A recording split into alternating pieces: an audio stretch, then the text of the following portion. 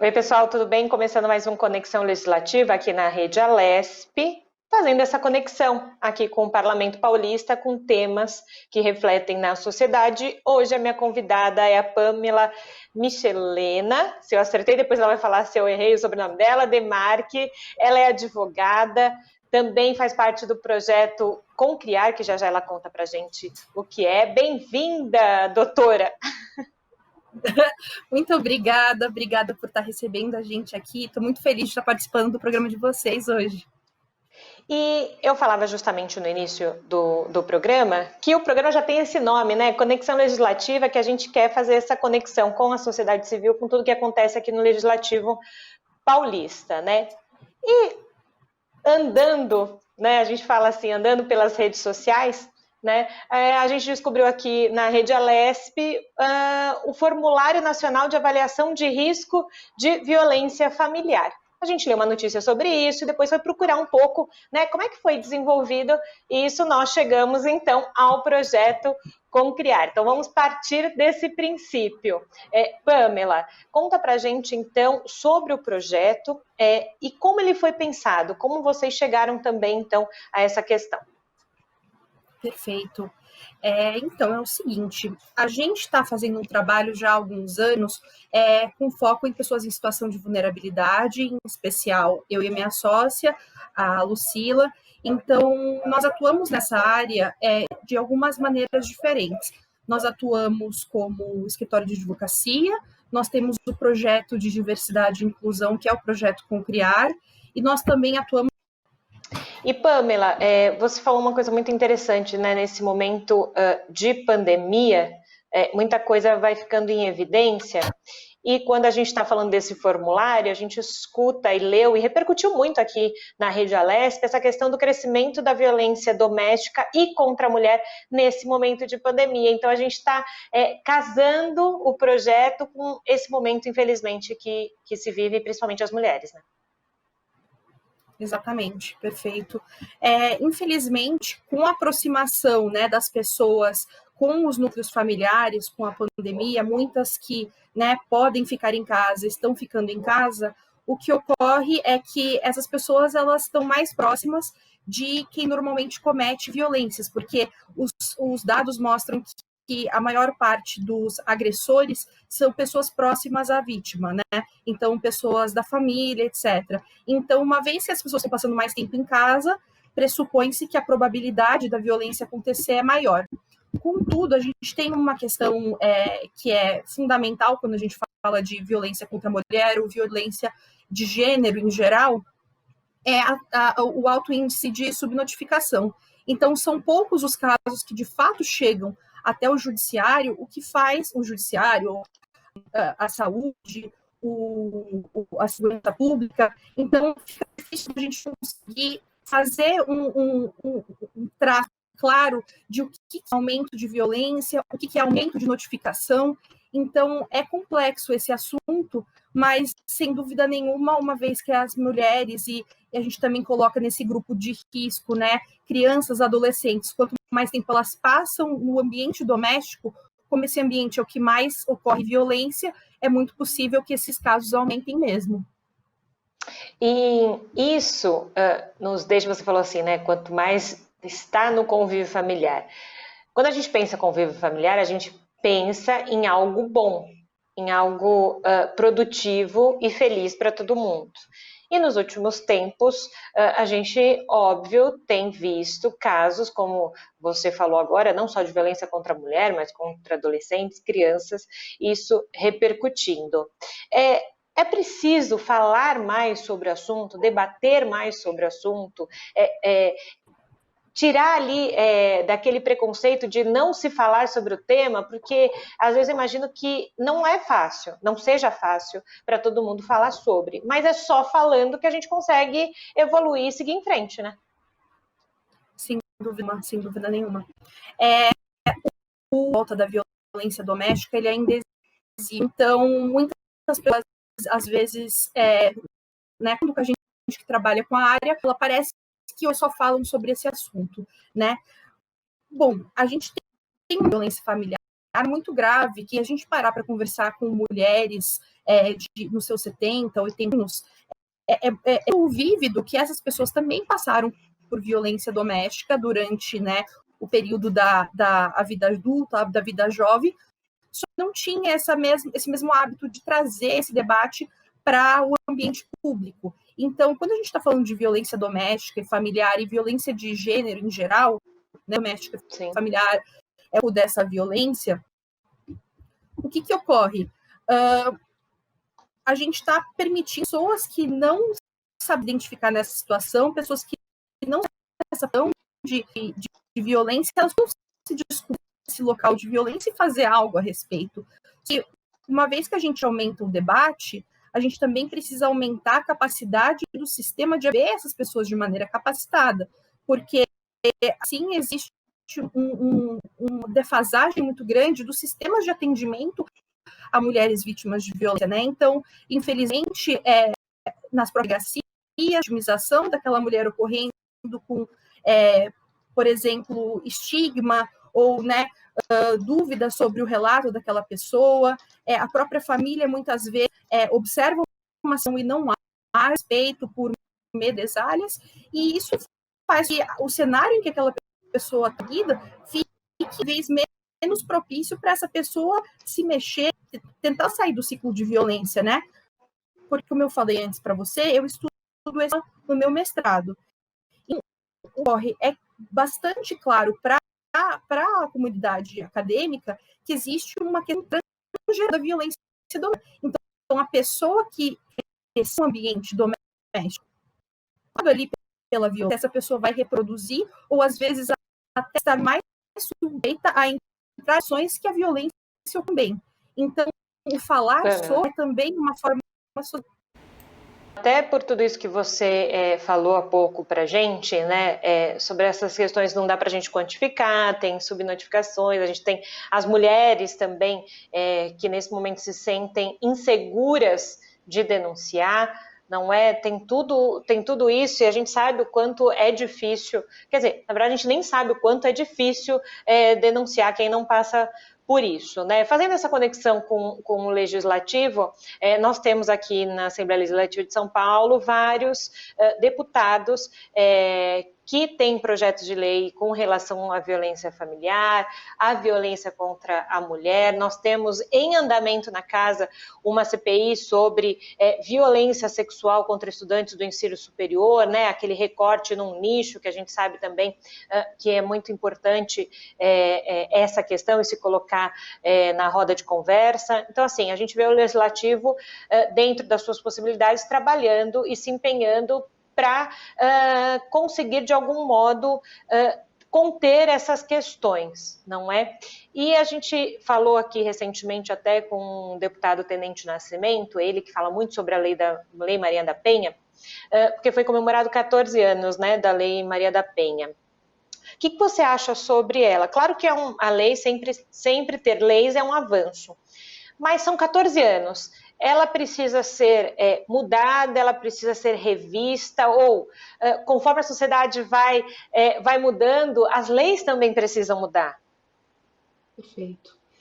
A Lei Maria da Penha ela foi um marco importantíssimo e ela é uma norma premiada no mundo inteiro, né, reconhecida no mundo inteiro por ser uma política pública bem pensada, integrada, porque a Lei Maria da Penha ela considera o atendimento, o enfrentamento à vítima de violência, o enfrentamento à violência contra a mulher como algo que perpassa por vários setores, vários campos diferentes. Então, como um marco, é extremamente relevante, importante a gente cultivar e cada vez tentar com que ela se aplique mais na prática, né? Porque muitas vezes a gente acaba optando por fazer novas leis sem se esforçar de colocar em prática as que já estão, né? Então, é importante a gente atualizar a Lei Maria da Penha, sem dúvida nenhuma, mas isso feito respeitando a lógica de construção dela. Então, às vezes é um pouco preocupante a gente querer alterar a Lei Maria da Penha de qualquer forma ou de maneira rápida e de alguma maneira fazer com que ela perca a essência e a lógica dentro da qual ela foi criada. Então, o que dá para se pensar, acredito, é sempre verificar as lacunas, né, onde ela não se aplica na prática ou como potencializá-la, mas respeitando o porquê que ela foi feita e nessa interseccionalidade, nessa multidisciplinariedade da norma. Pois é, e a própria Organização das Nações Unidas diz que a Lei Maria da Penha é a terceira legislação mais importante do mundo, né? Reconhecendo, né, o quanto ela auxilia no enfrentamento à violência à mulher. Pelo outro lado, nós falamos de violência doméstica e falamos de crianças e adolescentes, a gente tem o Estatuto da Criança e do Adolescente, o ECA, que fez 30 anos também, agora em 2020. É a mesma lógica? É preciso também atualizar essas lacunas? É preciso, talvez, olhar um pouco mais para crianças e adolescentes que às vezes também por si só não conseguem denunciar, né? Depende de terceiros também, né? Uhum, com certeza. Acho que estudar o direito é muito interessante porque sempre vai ter esse desafio do que é colocado na teoria e o que é praticável, né, no mundo real. Sim. Então, sem dúvida nenhuma, é outra norma bastante reconhecida e de uma importância, sem dúvida, fundamental para a nossa sociedade, mas a desigualdade social que a gente tem no Brasil muitas vezes impede a prática, a implementação do que está previsto na lei de maneira homogênea no país inteiro, né? Então a gente tem cidades, estados como São Paulo que têm mais recursos, podem investir em determinados dispositivos que a lei determina, e você tem outras regiões que às vezes não têm essa mesma disponibilidade ou essa mesma possibilidade de fazer essa implementação. Então, é um desafio muito grande, eu acredito, para o legislador conseguir reconhecer todas essas diversidades. E quando a gente está falando, obviamente, do estado de São Paulo, mesmo dentro do próprio estado, existe uma diferença, né, de instituições, de número de funcionários públicos que cada região do estado vai ter. Então, de alguma maneira, a gente está sempre buscando uma melhora da aplicação dessa norma, mas preservando o motivo pelo qual ela foi colocada, né, que ela ingressou no sistema. E eu acho que é basicamente isso. Um fato muito alarmante para mim, na minha prática, é que 70%, né, dos crimes sexuais cometidos e notificados no Brasil são contra crianças e adolescentes. Então, é fundamental que o ECA, quando a gente está pensando, né, na sua aplicação no âmbito doméstico, ele coincida com os dispositivos da Lei Maria da Penha, até porque crianças e adolescentes que são vítimas dessa violência e que muitas vezes estão ali nessa situação junto com uma mãe, por exemplo, essas crianças vão poder aproveitar das proteções que a Lei Maria da Penha garante, porque também crianças, né, pessoas idosas, são vítimas de violência doméstica. Falando ainda nessa questão de lei, de direito, né, e de populações que sofrem talvez mais com a violência doméstica, não só violência doméstica nesse caso, quando a gente vai falar de população LGBTQIA+, a gente precisa dizer também que são expostos à violência doméstica, sim, não só em outros locais. Como que a lei hoje, eu estou dizendo isso porque às vezes quem está assistindo e vendo hoje o Conexão Legislativa não tem esse conhecimento claro do direito e de como está nesse momento para essa população. O que o direito, o que a lei está guardando essa população ou não está? Perfeito. A gente tem representantes importantes, né, dessa pauta no estado de São Paulo, como Érica Malunguinho, né, Érica Hilton, que são figuras importantíssimas para essa luta e que representam algo que há muito tempo a gente precisava que fosse representado no Legislativo Nacional e nos legislativos estaduais, que é o lugar de fala dessas pessoas como sobreviventes de um sistema, né, que a expectativa de vida de pessoas trans no Brasil muitas vezes fica ali em 35 anos. Então, são pessoas que, quando a gente está falando de vulnerabilidade, exposição a riscos de violência, são enormemente agravados esses riscos, porque pensando em interseccionalidade, então o risco que aquela pessoa tem de sofrer violência por ser uma pessoa negra, por ser uma pessoa LGBT, por dentro de ser LGBT, ser trans.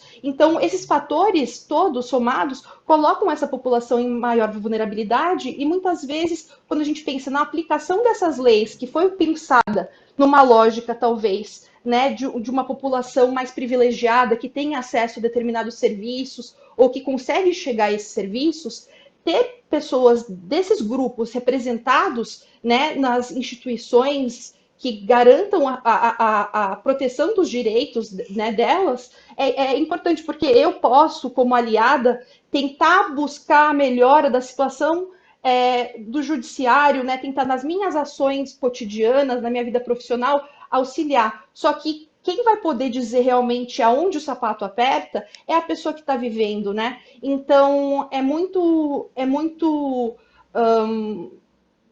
é reconfortante saber que aos poucos a gente consegue criar espaços para pessoas LGBTQIA+, pessoas negras, né, corpos e corpas diferentes que ocupem esse espaço público, para que essas vozes elas sejam ouvidas e de alguma maneira impliquem em alterações e recepções na legislação da vida e realidade dessas pessoas, para que a gente não fique sempre num pensamento etéreo e um pouco, às vezes, idealista de que a norma vai conseguir ser aplicada de maneira heterogênea e uniforme a todas as pessoas, o que a gente sabe que não vai, né? Então, a nossa atuação também na Casa 1, que a gente já fez projetos com o Lexio também, que, como eu mencionei anteriormente, foi de retificação, apoiar e trazer informação sobre como funciona o procedimento de retificação de nome e gênero. Isso também foi uma iniciativa de buscar assessorar e apoiar essa população que também sofre muito, né, dessas e tantas outras violências. E você sabe, Pamela, eu entrevistei a deputada Érica Malunguinho num outro programa que nós temos aqui na Rede Alesp, que é o Alesp Conecta. E ela falava o quanto é essencial ser representativo, ter o seu representante no Legislativo Paulista, não só no Legislativo Paulista, claro, a gente está falando aqui da Alesp, né? Mas em casas parlamentares, nas câmeras municipais. A questão de representatividade vai além da figura, né? Ela falava que vai além da figura dela na casa. Representa muito mais do que ela, né? Ali. Eu queria que você falasse um pouquinho sobre isso. Porque, claro, Mônica Hilton, Érica Malunguinho são, enquanto pessoas, representativas dentro do Legislativo Paulista. Mas atrás, né? Quando eu digo atrás, mas no entorno, né? Para ficar melhor colocado, no entorno tem muita gente, né? Exatamente, exatamente. Eu acho que cada vez mais na grande mídia e nos meios de comunicação que são mais acessíveis, esse assunto da representatividade ele está tomando espaço. Então, compreender que quando a gente está pensando dentro do legislativo, né, vamos pensar numa casa que seja apenas formada por homens brancos, cis, de classe média, quando a gente vai produzir essa norma, é com base nessa lógica e vivência que essa norma vai ser produzida. Quando nós temos corpos, lógicas, experiências, vivências diferentes que reflitam nas leis que estão sendo criadas, isso significa que vai ter uma permeabilidade maior na sociedade do que se a gente estiver refletindo a nossa legislação em apenas uma única vivência ou experiência que não vai estar, de alguma maneira, marcada por violências ligadas a E Pamela, você falou uma coisa muito interessante, né? Nesse momento de pandemia, muita coisa vai ficando em evidência. E quando a gente está falando desse formulário, a gente escuta e leu e repercutiu muito aqui na Rede Alesp essa questão do crescimento da violência doméstica e contra a mulher nesse momento de pandemia. Então a gente está casando o projeto com esse momento, infelizmente, que se vive, principalmente as mulheres, né? Exatamente, perfeito. Infelizmente, com a aproximação, né, das pessoas com os núcleos familiares, com a pandemia, muitas que, né, podem ficar em casa, estão ficando em casa, o que ocorre é que essas pessoas elas estão mais próximas de quem normalmente comete violências, porque os dados mostram que a maior parte dos agressores são pessoas próximas à vítima, né? Então, pessoas da família, etc. Então, uma vez que as pessoas estão passando mais tempo em casa, pressupõe-se que a probabilidade da violência acontecer é maior. Contudo, a gente tem uma questão que é fundamental quando a gente fala de violência contra a mulher ou violência de gênero em geral, é o alto índice de subnotificação. Então, são poucos os casos que de fato chegam até o judiciário, o que faz o judiciário, a saúde, a segurança pública. Então, fica difícil a gente conseguir fazer um traço claro de o que é aumento de violência, o que é aumento de notificação. Então, é complexo esse assunto, mas, sem dúvida nenhuma, uma vez que as mulheres, e a gente também coloca nesse grupo de risco, né, crianças, adolescentes, quanto mais tempo elas passam no ambiente doméstico, como esse ambiente é o que mais ocorre violência, é muito possível que esses casos aumentem mesmo. E isso nos deixa, você falou assim, né, quanto mais está no convívio familiar. Quando a gente pensa convívio familiar, a gente pensa em algo bom, em algo produtivo e feliz para todo mundo. E nos últimos tempos, a gente, óbvio, tem visto casos, como você falou agora, não só de violência contra a mulher, mas contra adolescentes, crianças, isso repercutindo. É preciso falar mais sobre o assunto, debater mais sobre o assunto, tirar ali daquele preconceito de não se falar sobre o tema, porque às vezes eu imagino que não é fácil, não seja fácil para todo mundo falar sobre, mas é só falando que a gente consegue evoluir e seguir em frente, né? Sem dúvida nenhuma. O volta da violência doméstica, ele ainda existe. Então, muitas pessoas, às vezes, né, quando a gente que trabalha com a área, ela parece que só falam sobre esse assunto, né? Bom, a gente tem uma violência familiar muito grave, que a gente parar para conversar com mulheres nos seus 70, 80 anos, é vívido que essas pessoas também passaram por violência doméstica durante, né, o período da vida adulta, da vida jovem, só não tinha esse mesmo hábito de trazer esse debate para o ambiente público. Então, quando a gente está falando de violência doméstica e familiar e violência de gênero em geral, né, doméstica e familiar é o dessa violência, o que ocorre? A gente está permitindo pessoas que não sabem identificar nessa situação, pessoas que não sabem essa situação de violência, elas não se descobrir esse local de violência e fazer algo a respeito. E uma vez que a gente aumenta o debate, a gente também precisa aumentar a capacidade do sistema de ver essas pessoas de maneira capacitada, porque assim existe uma defasagem muito grande dos sistemas de atendimento a mulheres vítimas de violência, né? Então, infelizmente, nas delegacias, a vitimização daquela mulher ocorrendo com, por exemplo, estigma ou, né, dúvida sobre o relato daquela pessoa, a própria família muitas vezes observa uma ação e não há respeito por medesalhas, e isso faz que o cenário em que aquela pessoa está vida fique cada vez menos propício para essa pessoa se mexer, tentar sair do ciclo de violência, né? Pamela, a gente está chegando aqui no final do Conexão Legislativa, mas lá no início do programa eu falei que era importante dizer para quem está ouvindo, vendo a gente, como consegue acessar o formulário. Então, passa para a gente quais os caminhos. Então, a forma que as pessoas que estão assistindo a gente podem utilizar esse formulário é bem simples, ele pode ser acessado com muita facilidade direto na norma, né, que eu vou passar para vocês, pode deixar aí para o pessoal de casa, e também pelo link que nós criamos em parceria com o Lexio, que a diferença é que nós automatizamos, fizemos possível o preenchimento online desse formulário, insistindo que esse formulário seja preenchido por pessoas capacitadas, conforme está estabelecido na norma, e a partir disso, esse instrumento ele fique acessível a mais pessoas, podendo então ser um orientador para encaminhamentos nos serviços, né, de atendimento a mulheres em situação de violência, ou até ser utilizado em medidas protetivas.